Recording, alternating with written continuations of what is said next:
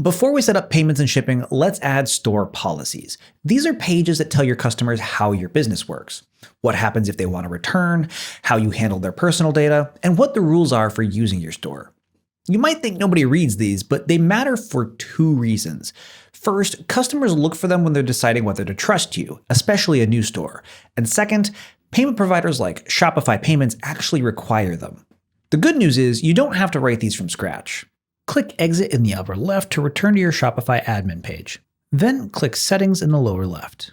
In the new menu that appears, scroll down and the last item is Policies. Go ahead and click that. Here are your written policies. You can see that the privacy policy is automated, so you don't have to worry about that. Shopify automatically generates a privacy policy that covers how you collect and use customer data, things like email addresses, payment info, and browsing behavior. Now, for return and refund policy, let's click into it.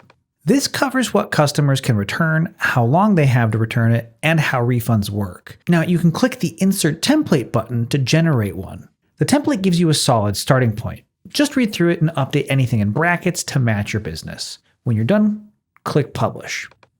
And you can see the No Policy Set tag is gone. You'll want to do the same thing for terms of service, shipping policy, and contact information.